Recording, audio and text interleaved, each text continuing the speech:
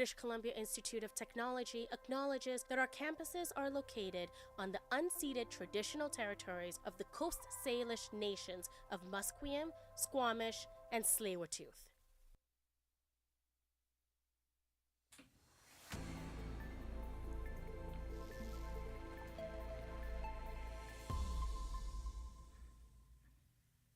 Good morning, I'm June Bravo, and here are your 10 a.m. headlines. Construction on a two-lane access road is set to begin on Friday after a landslide happened into the community of Old Fort last month. The province says the construction is expected to take up to 2 weeks, depending on weather and safety. The Transportation Ministry says there will be no safe access across the slide area during the construction work. And now we'll hear from our producer Darius about some upcoming stories today. Welcome everyone. Today we have some news out of Surrey. The Cloverdale Rodeo and Country Fair starts today. They're hosting their largest artist lineup in event history this year. Staying in entertainment, Canadian artist Drake is releasing his 9th studio album Iceman tonight at 9 p.m. So stay tuned to hear about how Vancouver is preparing for that. And finally, on For the Record today, hear from the co-founder of YVR Dungeons Masters Society to hear about how they're trying to expand the Dungeons & Dragons community in Vancouver. Back to you, June.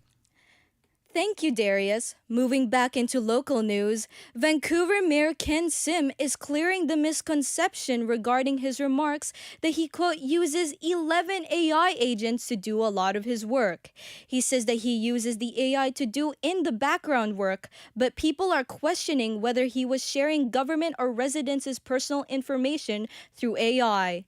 Sim shares that he only uses AI technology for personal learning. Surrey's Mayor Brenda Locke is set to deliver her state of the city address ahead of the municipal elections.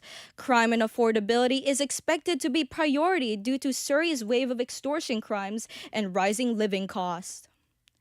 The BC Court of Appeal has rejected a bid by the city of Nanaimo to overturn a finding that racial discrimination was included into the firing of its former chief financial officer in 2018.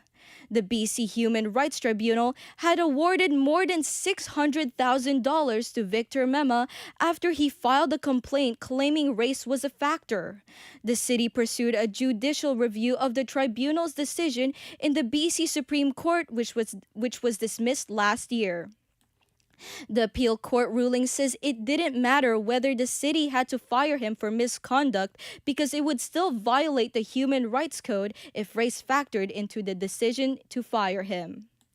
A Manitoba teenager who allegedly plotted attacks on schools in 2 provinces with another team from Nova Scotia is facing more charges. Manitoba RCMP say that the 14-year-old boy was charged on Wednesday with conspiracy to murder. The boy was first charged in March after police in Canada received information that 2 teens had been talking online about their desire to attack schools. The 15-year-old in Nova Scotia is facing the same charges as the boy in Manitoba. Prime Minister Mark Carney says the government will receive more flexibility to liquefy natural gas power plants. He says it's part of the government's long-awaited clean electricity strategy to double Canada's electrical capacity by 2050. Carney says it will be a team effort. Over the next few months, we'll work with provinces, territories, Indigenous peoples, utilities, unions, to identify the actions needed to double our grid most effectively and affordably. The strategy rests on 4 pillars: build, connect, train, and make.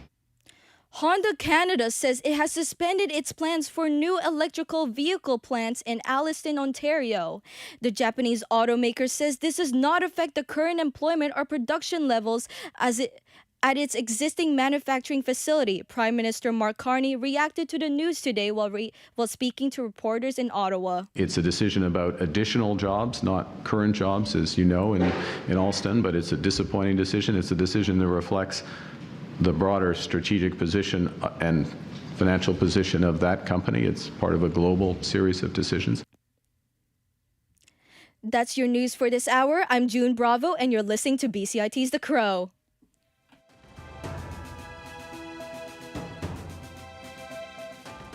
Stay tuned for more on BCIT's 1680 The Crow.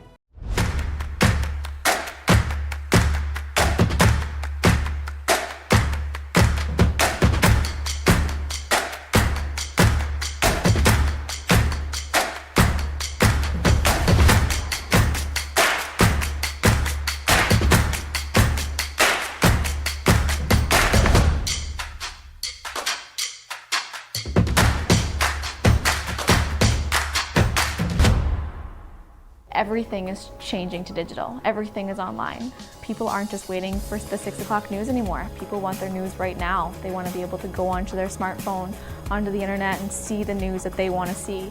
Vancouver is growing at, a really rapid rate, the Lower Mainland even, and with the tools that we're given here, we're able to cover all of that. Welcome to BCIT Magazine. I'm Radhika Sikka-King. In the program, they really leave it up to you. I mean, the help is there when you need it, figuring out how to use the programs like Premiere, Audition, and figuring out how to use the cameras. But it's up to you to sort of experiment and figure out what you can do when you go out in the field. They brought candles and flowers to remember the student who lost her life yesterday. Theresa May says the international community condemns Moscow. They really make sure that you know the basics and you are able to put out a quality product. I'm Brady Tretanero. And I'm Radhika Sikka-King. Thank you for tuning in to BCIT Magazine.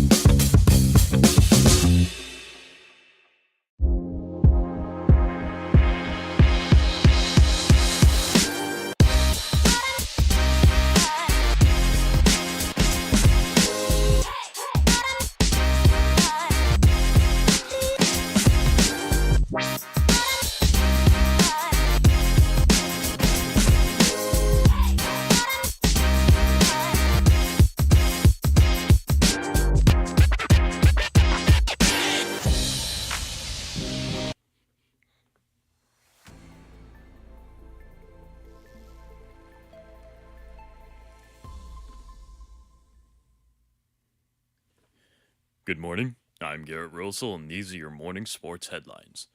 The Blue Jays defeated the Tampa Bay Rays 5-3 last night. This was their second game versing each other in the past 10 days. Dalton Varsho, in the bottom of the 10th inning, snapped a losing streak with a grand slam over left field. Most everyone standing here at Rogers Center. Another 2-2 pitch, and it's hit to deep left field. It's carrying. It's gone.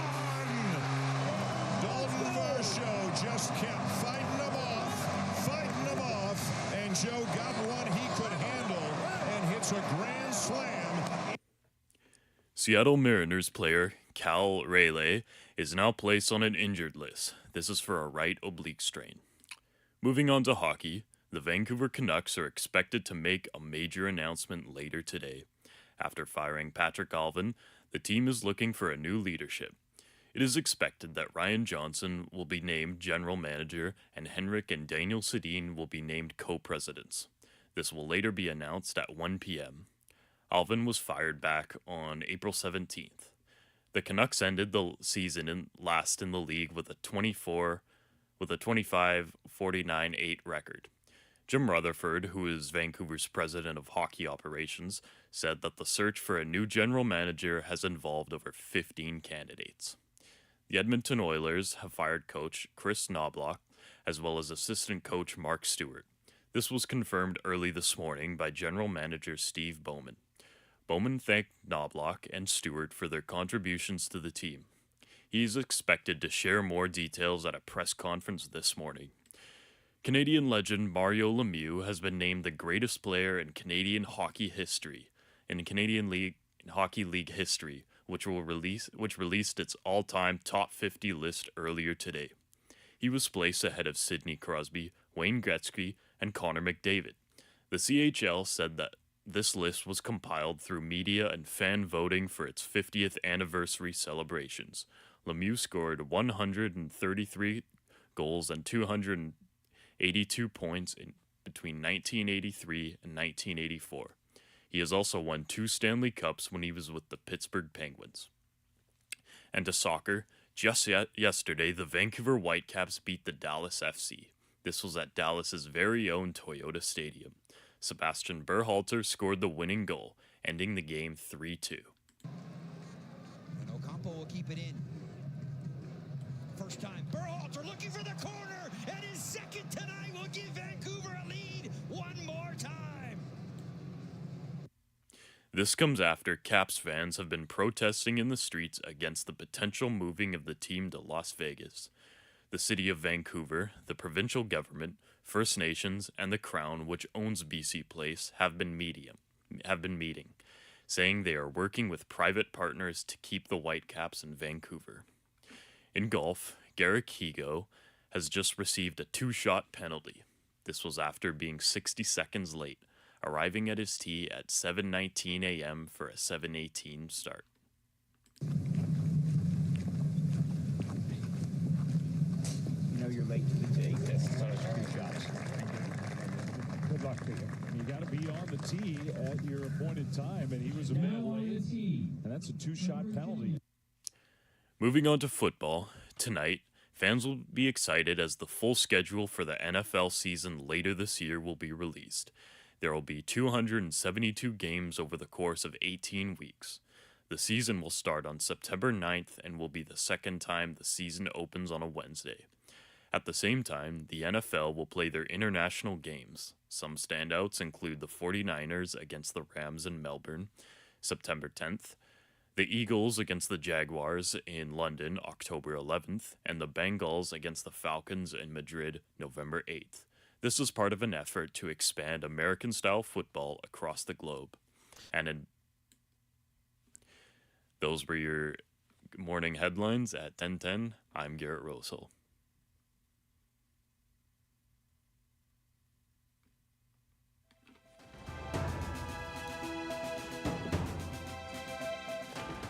Stay tuned for more on BCIT's 1680 The Crow.